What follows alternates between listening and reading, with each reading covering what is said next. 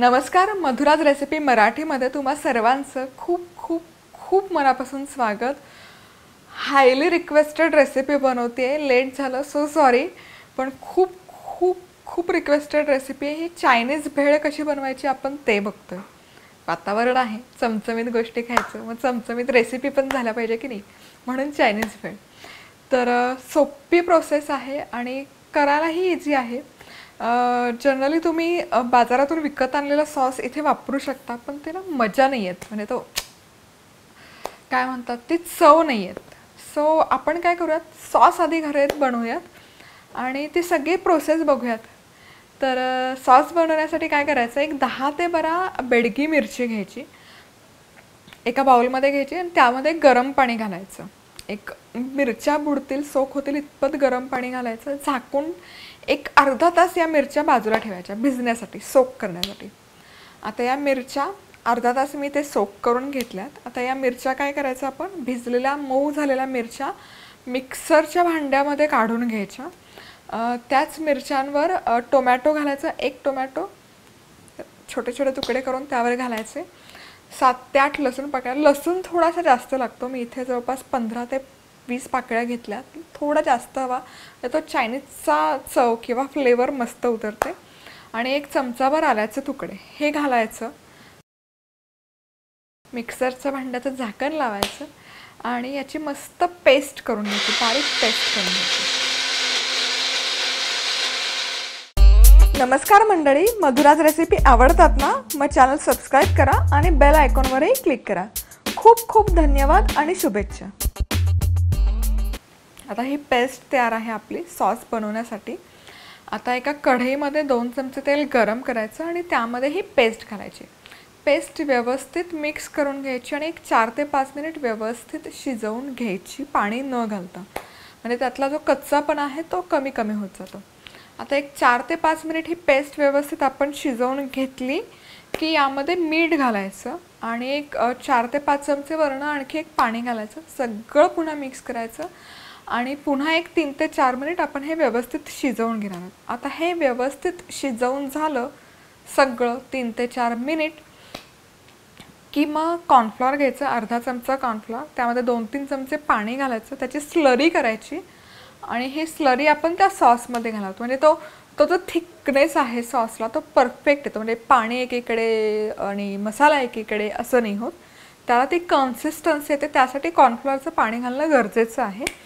Mix करायचं आणि आणखी एक 3-4 मिनिट शिजवून घ्यायचं।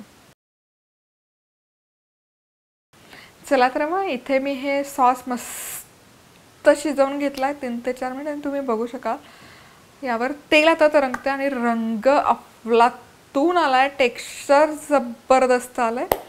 आता हा सॉस आपण बाजूला ठेवूया।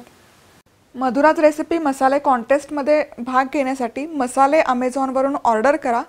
मसाले कसे ऑर्डर करायचे याची लिंक खाली डिस्क्रिप्शन बॉक्समध्ये दिली आहे। मसाले ऑर्डर केले की ऑर्डर नंबर madhurasrecipe@gmail.com वर कळवा आणि जिंका भरघोस बक्षीस। आता पुढची स्टेप आहे ते म्हणजे नूडल्स आपल्याला तयार करायचे। तर नूडल्स बनवण्यासाठी काय करायचं, एका पॅनमध्ये पाणी गरम करायचं, उकळायला ठेवायचं आणि त्यामध्ये ह्या ज्या नॉर्मल नूडल्स बाजारात मिळतात स्टँडर्ड त्याच मिळतात त्याच घ्यायच्या, थोड्याशा तोडून घ्यायच्या, तुकडे करून घ्यायचे, म्हणजे मग ते भेळ बनवताना सोपं जातं। गरम उकळत्या पाण्यामध्ये मीठ घालायचं, त्यानंतर या नूडल्स घालायच्या तोडलेल्या आणि फक्त 2 मिनिट शिजवायचं, त्याच्यापेक्षा जास्त नाही शिजवायचं, ओव्हर कुक नाही करायचं। 2 मिनिट ते मऊ झालं रे झालं की एका चाळणी घ्यायची, गाळणी घ्यायची, वॉटर जे घरात असेल ते, त्यामध्ये या शिजलेल्या नूडल्स घालायचे आणि पाणी पूर्ण त्याचं ड्रेन होऊन द्यायचं, एक 5 मिनिट द्यायचं। पाणी लागलं नाही पाहिजे, पूर्ण ड्रेन झालं पाहिजे, ड्राय झालं पाहिजे। मग एक थोडंसं हलकंसं थंड झालं की त्या शिजलेल्या नूडल्सवर हवं तर एक 2 ते 3 चमचे कॉर्नफ्लॉवर घोळू शकता किंवा मग मैदा जे अवेलेबल असेल ते, मस्त ते एकसारखं त्याला घोळवून घ्यायचं शिजलेल्या नूडल्सला। आता काय करायचं, अर्थातच तेल गरम करायचं आणि ते गरम तेलामध्ये या नूडल्स आपल्याला तळून काढायच्या। गरम तेलामध्ये सोडताना शक्यतो त्या सेपरेट करून सोडायचं, म्हणजे मग त्याचं ते लांब लांब तो शेप आहे तो भेळीला जो एक्सपेक्टेड आहे तो येतो, त्यामुळे सेपरेट सेपरेट करून सोडायच्या. मस्त खरपूस हलकासा सोनेरी रंग येईपर्यंत तळून घ्यायचे. आणि इथे तुम्ही बघू शकाल एक साईडने तळून झालं की ती पलटी करायची आणि दुसऱ्या साईडनेही तळून घ्यायची.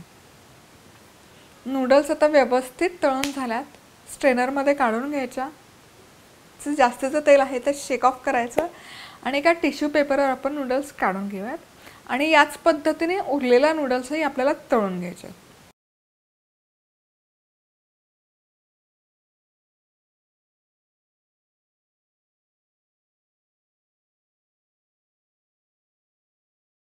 चला तर मग आता इथे नूडल्स माझ्या व्यवस्थित सगळ्या फ्राय करून झाल्यात. आता भेळ कशी बनायची, तर या फ्राय केलेल्या नूडल्स एका बाउलमध्ये घ्यायच्या चायनीज भेळ बनवण्यासाठी.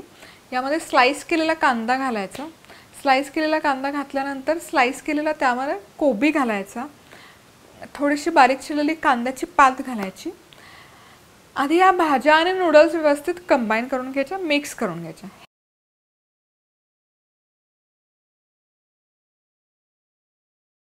हे छान मिक्स झालं की जो आपण सॉस करून घेतला ना मस्त घरचा, तो घालायचा. तुम्हाला कितपत हवा, 2 चमचे 3 चमचे कितपत तुम्हाला ते तिखट हवं त्या अंदाजाने तुम्ही सॉस घाला. मी इथे 3 ते 4 चमचे घातलाय. व्यवस्थित तो सॉस कोट करून घ्यायचा नूडल्सला, भाज्यांना. आणि तुम्ही बघू शकाल मस्त मिक्स झालंय नूडल्स, भाज्या आणि सॉस. रंग जबरदस्त आलाय आणि दिसतंय अफलातून. आहा, आता सर्व करूयात आपण हे. तर सर्व करण्यासाठी एका प्लेटमध्ये या नूडल्स काढून घ्यायच्या. ही भेळ काढून घ्यायची, चायनीज भेळ काढून घ्यायची. आहा, जबरदस्त. आणि आता काय करायचं, त्यावर हवं तसं तुम्ही गार्निश करू शकता. थोडेसे तळलेले नूडल्स घालू शकता, थोडीशी कांद्याची पात आणि खायचं. बनवले की लगेच खायला घ्यायचं. जास्त वेळ बनवून नाही ठेवायचं, नाहीतर त्या नूडल्स मऊ पडतात. जेव्हा खायचं जसं आपण नेहमीची भेळ करताना रूल फॉलो करतो, सेम रूल चायनीज भेळ नाही. जेव्हा खायचं तेव्हाच बनवा. तर कशी वाटली तुम्हाला ही आजची रेसिपी? आवडली तर नक्की खाली कळवा. सबस्क्राईब केलं नसेल तर नक्की सबस्क्राईब करा. आणि त्याचबरोबर रेसिपीच्या लिंक कॉपी करून मित्रमैत्रिणींबरोबर शेअर करायला विसरू नका. तर आज वेळात वेळ काढून तुम्ही ही रेसिपी पाहिल्याबद्दल तुम्हा सर्वांचं खूप खूप खूप मनापासून धन्यवाद. पुन्हा भेटूयात अशाच एका छानशा रेसिपीबरोबर. तोवर मस्त राहा, खुश राहा, आनंदी राहा आणि सगळ्यात महत्त्वाचं खात राहा.